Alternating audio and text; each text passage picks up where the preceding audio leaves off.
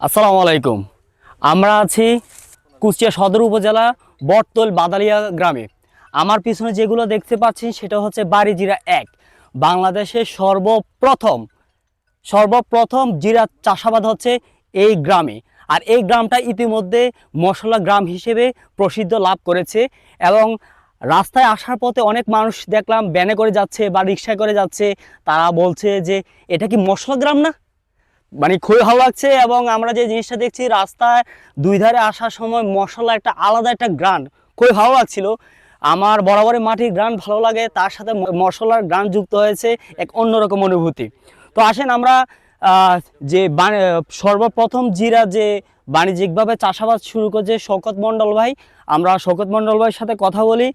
ওনার যে প্রথমবারে যে অভিজ্ঞতা, হ্যাঁ, সেটা আমরা একটু আলাপচারিতা করি। তো আমরা তো দেখলাম সর্বপ্রথম আপনি বাড়িজিরা 1 আপনি চাষাবাদ শুরু করেছেন, তো কেমন লাগছে আপনার কাছে? ইনশাল্লাহ ভালো লাগছে ভাই, খুবই ভালো লাগছে। আমি জিরাতে আপনার কৃষি সম্প্রসারণের মাধ্যমে আপনার বগুড়াতে আছে ট্রেনিং করে ওনারা যখন জিরার কথা বললো আমি খুব আনন্দিতভাবে বীজটা নিয়ে আসছিলাম। বীজটা নিয়ে এসে সেই বীজ করে আসলে বীজ যখন বাড়াই গেল তখন মনে কাছে খুব ভালো লাগলো। তো তখন থেকে জিরা মানে সারাদিন যেখানে থাকে না অন্তত 4বার আমি জিরা জমিতে আসি। তো আমরা দেখছি কিছু কিছু গাছের মধ্যে ইতিমধ্যে ফুল এসেছে। আমরা ফুল যেহেতু আসে আমরা একটু দেখাচ্ছি দর্শক, এই দেখুন কিছু কিছু জিরার মধ্যে ইতিমধ্যে ফুল এসেছে। হ্যাঁ, অলরেডি জিরা হওয়া শুরু করেছে। তো শওকত ভাই, কয়দিন পরে আপনি হারভেস্ট করতে পারবেন বলে মনে হচ্ছে? আমার মনে হচ্ছে এটা হচ্ছে 95 দিন থেকে আপনার হচ্ছে 105 দিন এরকমের ভিতরে হারভেস্ট ইনশাল্লাহ হয়ে যাবে। ইতিমধ্যে কয়দিন চলছে এগুলোর বয়স? এইগুলো বয়স আছে যেগুলো যে জিরা ধরে গেছে ওইগুলো আপনার হচ্ছে 65 দিন চলছে আর কি। বুঝতে পারছি। তো আপনাকে এই জিরা চাষে উদ্বুদ্ধ কে করেছে এবং কার সহযোগিতায় আপনি জিরা চাষের মতন একটা নতুন একটা ফসল উৎপাদনে আপনি সাহস পেয়েছেন? আসলে আমাদের সর্বপ্রথম আমাদের মাঠ পর্যায়ে কৃষি অফিসাররা এনারা আছেন, আমাদের জাহিদ ভাই, ইনিও আমাকে বললো যে আচ্ছা জিরা চাষ করার জন্য। তারপরে কৃষি সম্প্রসারণের আমাদের স্যার সৌতম কুমার শীল স্যার, উনি আমাকে একদিন ডাকলো যে জিরা যদি করে তাহলে আসলে অফিসের ইয়েতে ট্রেনিংয়ে যাইতে হবে। তা আমি সেই ইয়েতে খুব আনন্দিতভাবে আছে সেই ট্রেনিং করে আসি সেই জিরার পারপাসে সে আমার এমন একটা দিল যে শওকত জিরা আমাদের করতে হবে, এটা হচ্ছে সবচেয়ে নিশ্চিত থাকো। মানে সে যে আমার মনে করে যে ছোটো ভাইয়ের মতন একটা পালিতভাবে সে নিজেও হচ্ছে অনেক পরিশ্রমে জিরার প্রতি সে এত আগ্রহ করে। সেদিনকে বৃষ্টি একটু নামেছে, সে জিরার কথা আমাকে রাত্রি ফোন করে বলছে শওকত জিরার কী অবস্থা। বললাম স্যার ইনশাল্লাহ স্যার জিরা ভালো আছে, আমি শেড উপরে শেড দিয়ে দিচ্ছি স্যার।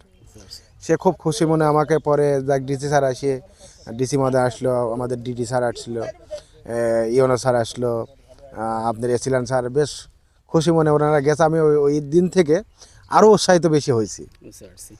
তো আপনার এই পর্যন্ত কত টাকা খরচ হয়েছে এবং কত টাকা বিক্রয় আসতে পারে এবং জিরার দাম কেমন? এর যে এমন যে বহু আলু খরচ সেটা না, ব্যয়বহুল খরচ না। এর শুধু ছত্রাকনাশক ওষুধটা আছে বেশি একটা প্রয়োগ হয়, আপনার বেশি ওষুধ লাগে না। তাতে বাণিজ্যিকভাবে আমি এর আগে মানে আশা করি সামনেবার নিজে আর 2 বিঘা করার একটা প্রতিশ্রুতি নিচ্ছি আর কি। একদম খরচ সীমিত খরচ, যেমন শাকসবজি যেভাবে খরচ করা হয় ওইভাবেই খরচটা, মানে সাহসের আছে বেশি আছে, এটা দরকার। জিরার বর্তমান বাজার মূল্য কত টাকা? বর্তমানে আমাদের বাজার মূল্য আছে অনেক, তো আমরা তো জিরা কিনে খাচ্ছি এখন আছে 1200 টাকা কেজি। আমরা খুচরো দোকান থেকে কিনছি, আমরা 1200 টাকা কেজি কিনে খাচ্ছি আর কি। আমার 1200 টাকা আমার হিসাবে আমাদের যে দেশে যে আমরা যেভাবে করছি জিরা আমাদের দেশে আর কিনা আর মনে হয় লাগবে না। আমরা যদি সকলে আগ্রহ হই ইনশাল্লাহ জিরা আমাদের আর কিনা লাগবে না। আমরা তো দেখেছি আপনি মশলার উন্নত জাত প্রযুক্তি সম্প্রসারণ প্রকল্পের অর্থায়নে জিরাটা চাষ করছেন। তো ভবিষ্যতে যদি আপনাকে যদি এই প্রকল্প কোনো ধরনের সহযোগিতা না করে তাহলে কি আপনি চাষাবাদ করবেন? ইনশাল্লাহ আমাকে যদি নাও করে আমি আজকে আগামীতে 2 বিঘা করব। 2 বিঘা মানে আমার এত জিরাটা দেখে মানে যখন ফল এসে গেল তখন মনে হলো যে আমি এটুকু করলাম কেন, আর একটু বেশি করা আমার উচিত ছিল। আমাদের মশলার বেশিরভাগ মশলা জাতীয় পণ্য আমরা আমদানি নির্ভর। তো সরকার বাংলাদেশ কৃষি মন্ত্রণালয় মশলা উন্নত জাত প্রযুক্তি সম্প্রসারণের নতুন একটি প্রকল্প গ্রহণ করেছে, যার ফলশ্রুতিতে দেশের বিভিন্ন জেলায় সব ধরনের মশলায় চাষাবাদের উদ্যোগ গ্রহণ করেছে।